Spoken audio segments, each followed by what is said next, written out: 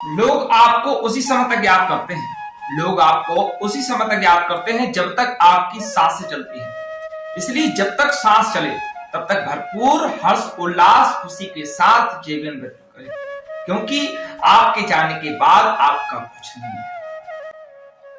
जय श्री राम मित्रों, स्वागत है आपका आपके अपने चैनल में।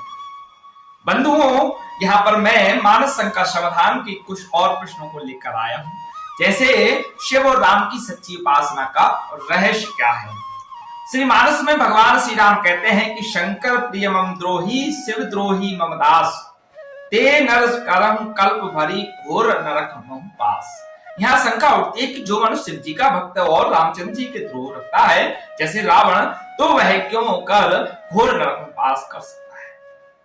पुनः जो रामचंद्र जी का परम भक्त है वह शिव जी से द्रोह ही क्यों ना रखता हो, वह कदापि नरकगामी नहीं हो सकता, क्योंकि जो मनसा वाचा कर्मणा अपने इष्ट में सच्चा प्रेम रखता है वह मुक्त हो जाता है। यदि कोई भक्त नरकगामी होता है तो कहना पड़ेगा कि अपने इष्ट का वह सच्चा प्रेमी नहीं था और ना इष्ट की कृपा ही उसके ऊपर थी। रामचंद्र जी का वचन है, प्राण ते अधिक भक्त प्रिय मोरे, और शंकर जी और दानी प्रसिद्ध है। जरा सी भक्ति से त्रिलोकी का राज्य सौंप दे सकते हैं। लिंग था विधिवत कर पूजा, शिव समान प्रिय मोहि न दूजा। शिव द्रोही मम भगत कहावा, सोनर सपने मोहि न पावा। शंकर विमुख भगति चह मोरी, सो नार की मूल मति थोरी। शंकर प्रिय मम द्रोही शिव द्रोही मम दास, तेनर करम कल्प भरी घोर नरक मम पास। जे रामेश्वर दर्शन करहूं, ते तनु तजि मम लोक सिधरहूं। जे गंगा जल आन चढ़ाई, सो सायुज्य मुक्ति नर पाए। होई अकाम जो छल तजि से, भगति मोर तेहि शंकर देहि। मम कृत सेतु जो दर्शन करहि, सो बिनु श्रम भव सागर तरहि। राम वचन सबके जिय भाए, मुनिवर निज निज आश्रम आए। गिरजा रघुपति के यही रीति, संतत करें प्रणत पर प्रीति। बांधा सेतु नील नल नागर, राम कृपा जसु भयम जागर। बूढ़हि आने गोरहि जेहि, भय उपल बोहित समतेहि। महिमा यह ना जल्दी कई वर्णी, पावन गुण ना कपिन कई करणी। श्री रघुबीर प्रताप ते सिंधु तरे पाखान, ते मति मंद जे रामत जी बजई जाय प्रभुआन।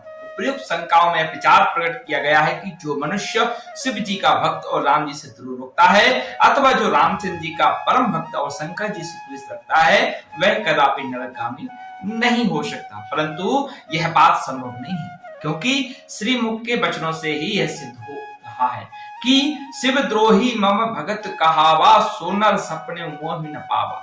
यह कहावा शब्द द्वारा स्पष्ट अभिप्राय बोध हो रहा है कि शिव जी से द्रोह करने वाला मेरा कहने मात्र का भक्त है, वह मेरा यथार्थ दास नहीं है। ऐसा आदमी अपने को झूठी रामदास कहता है। जैसे वंचक भगत कहाई राम के, किंकर कंचन कोहु काम के। अतएव जो न सपन्यहु मोहि न पावा, सारांश यह है कि शिव जी से द्रोह करने वाला आदमी स्वप्न में भी मुझे प्राप्त न होगा, क्योंकि मेरी प्राप्ति मेरे भक्तों को ही होती है। और शंकर विमुख भगति चह मोरी, सो नार की मूढ़ मति थोरी। अर्थात जो शिव जी से द्रोह करके मेरी भक्ति की इच्छा करता है, वह मूढ़ तुच्छ बुद्धिमत्ता मनुष्य उल्टे नरकगामी होता है, क्योंकि श्री राम भक्ति के भंडारी और दाता तो शिव जी ही है। अतः उनसे द्रोह करके श्री राम भक्ति को पाना भी असंभव ही है। जैसे जही पर कृपा न करे पुरारी, सो ना पाव मुनि भगति हमारी। तथा शिव पद कमल जिन्हि रति नाही, राम ही ते सपने न सुहाई। बिनु छल विश्वनाथ पद नेहु, राम भगति कर लक्षण ही। इसी सिद्धांत का निष्कर्ष प्रस्तुत प्रसंग में इस प्रकार वर्णित हुआ है। कोई आकाम जो छल तज से, यही भगति मोर यही शंकर देहि। इसी प्रकार से जो शिव जी का भक्त बनने की इच्छा करता हुआ श्री राम जी से द्रोह रखेगा, उसे अपने इष्ट से द्रोह करने के कारण शिव जी स्वयं रुष्ट होकर नरक भेजेंगे। इसके प्रमाण में उत्तर कांड में कागभूषण जी का चरित्र आप पढ़ सकते हैं, उसे भी आप देख सकते हैं। उन्हें श्री गुरुदेव द्वारा शिक्षा मिलती है, शिव सेवा कर फल सुख सोई, अविरल भगति राम पद होई। रामई भजई तात शिव धाता, नर पावर कर के पाता। जासु चरण अज शिव अनुरागी, तास द्रोह सुख चैस अभागी। और इस शिक्षा के न मानने से अवज्ञा के फलस्वरूप स्वयं शिव जी उन्हें अधोगति का दंड देते हैं। भुसुंड जी बढ़कर शिव जी का अनन्य भक्त दूसरा कौन होगा, परंतु अपने इष्ट का अनादर कोई सच्चा सेवक नहीं सह सकता। और राम भक्त शिरोमणि जिन शिव जी ने श्री सीता माता को भेष धारण करने के कारण सती जैसी अपनी अनन्य प्रिय का त्याग कर दिया था। शिव शम को रघुपति व्रतधारी, बिनु अग तजी सती अस्सी नारी। पनु करी रघुपति भगति दिखाई, को शिव सम राम प्रिय भाई। सिए वेशति जो कीन तई, अपराध शंकर परिहारे। जिन शिव जी ने सती की तनिक चूक पर यह प्रण कर लिया कि जो अब करहूं सती सन प्रीति, मिटाई भगति पत होई अनीति। वे शिव जी साधारण मनुष्य को राम द्रोही सोईवम इष्ट देव रघुवीरा के अनुसार जानकर भी उस अपने इष्ट के अपराधी को अपना भक्त मानेंगे या उसे घोर नरक में डालेंगे। अतः राम का द्रोही होते हुए भी शिव भक्त होना असंभव है। तात्पर्य है कि सेवक स्वामी सखा सीएपी के अनुसार श्री राम जी और शिव जी में अनोन्य अखंड प्रीति का संबंध है। अतः जो मनुष्य इन दोनों में से एक का द्रोही होगा वह दूसरे का भी द्रोही हो जाएगा। इसलिए उसे भक्त ना कहकर अभक्त ही कहना अधिक संगत होगा। और भक्त तो देवद्रोह क्यों, संसार के किसी भी प्राणी से द्रोह नहीं करता। निज प्रभु में देख ही जगत कही सन करहि विरोध।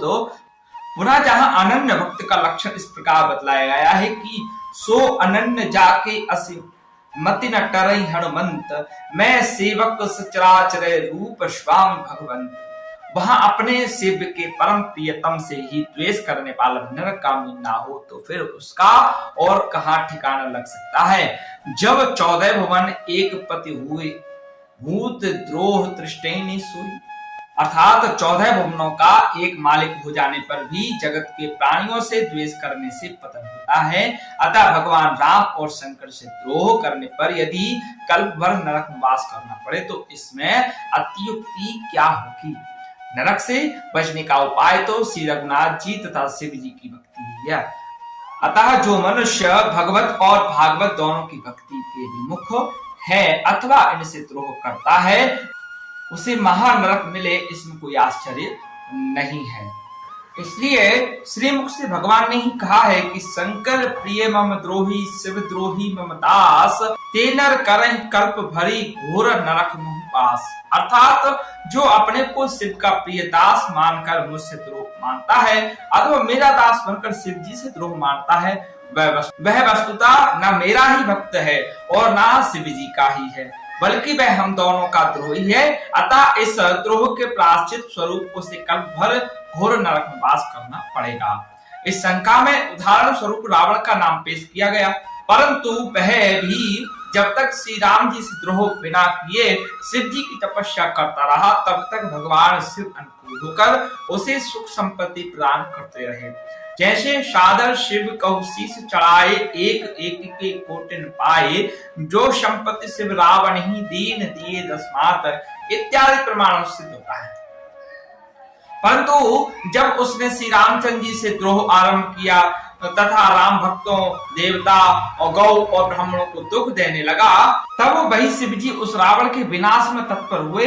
जब पृथ्वी ने दुखित होकर देवताओं के साथ ब्रह्मलोक में जाकर रावण के नाश के लिए पुकार मचाई तब शिव जी ने उनके साथ होकर वे जहां थे वहीं भगवान की स्तुति करने के लिए कहा। जैसे हरि तेहि समाज गिरिजा में रहूं, अवसर पाई वचन एक कहूं, हरि व्यापक सर्वत्र समाना, प्रेम ते प्रकट होई में जाना। मोर वचन सबके मन माना, साधु साधु करि ब्रह्म बखाना। तथा जब रामचंद्र जी अवतार लेकर रावण का विध्वंस करने लगे तब शिव जी हर्ष से फूले न समाये और अपने उसी रामद्रोही सेवक का नाश अपनी आंखों से देखकर प्रसन्न हुए। जैसे हम उमा रहे तही संगा, देखत रामचरित रण रंगा। इस प्रकार रामचंद्र जी के द्रोही से श्री शिव जी भी रुष्ट हो जाते हैं। अब यदि यह शंका की जाए कि ऐसे अपचारी रावण को नरक क्यों नहीं प्राप्त हुआ, तो इसका कारण श्री राम जी के हाथों से उसकी मृत्यु होना है। शिव जी को भक्ति से उसे मोक्ष नहीं मिला। केवल रावण ही नहीं, रामचंद्र जी के हाथों जितने जीव मारे गए सभी मुक्त हो गए। जैसे कीने मुकुट निशाचर झारी, बाली ने कौन सी शिव भक्ति की थी जो राम बाली निज धाम पठावा। मृगों ने शिव जी की कौन सी तपस्या की थी जो जे मृग राम बन के मारे, तनु निज सुरलोक सिधारे। भला जो शिवजी रावण को सुर महिसुर हरिजन अरुकाई का अहिंसक तथा श्री राम जी का विरोधी मानकर उसके सत्यानाश में तत्पर होते हैं, वही उसे मुक्ति देने की चेष्टा करें, यह सर्वदा असंभव है। बल्कि श्री राम जी अपने द्रोही को भी मुक्त देते हैं। यह बात स्वयं शिव जी कहते हैं। उमा राम मृदु चित्त करुणाकर, वैर भाव स्मृत मुहि निश्चर। तेरी परम गति सो जिय जानी, अस कृपाल को कहूं भवानी। अर्थात पार्वती श्री राम जी का कोमल चित्त करुणा की खान है। वे जब हृदय में विचारते हैं कि निशाचर मुझे वैर भाव से ही सही स्मरण तो करते हैं, तो उनका परम गति देते हैं। भवानी ऐसा कृपालु स्वामी दूसरा और कौन हो सकता है। अतएव रावण के उदाहरण से इस प्रसंग में दोष नहीं आता, बल्कि श्रीमुख के वचनों से यही प्रमाणित होता है कि श्री राम द्रोही पर स्वप्न में भी श्री शिव जी की कृपा नहीं होती। हाँ, शंका करने वाले महाशय का यह विचार यथार्थ ही है कि जो मनसा वाचा कर्मणा अपने इष्ट में सच्चा प्रेम रखता है, वह अवश्य मोक्ष को प्राप्त होगा, नरक को नहीं। और यदि वह नरकगामी हुआ तो कहना होगा कि वह अपने इष्ट का सच्चा भक्त नहीं था और न उसके इष्ट की ही उस पर कृपा थी। इस प्रकार के अनेक और प्रश्न जो है हमारे आगे की वीडियो में आपको देखने को मिलेंगे। अगर आपको वीडियो अच्छी लगी तो शेयर जरूर करें, और आपके मन में कोई भी किसी प्रकार का प्रश्न है तो हमें कमेंट बॉक्स के जरिए बता सकते हैं, और इसमें भी आपको अगर कोई शंका लगती है तो हमें जरूर बताएं।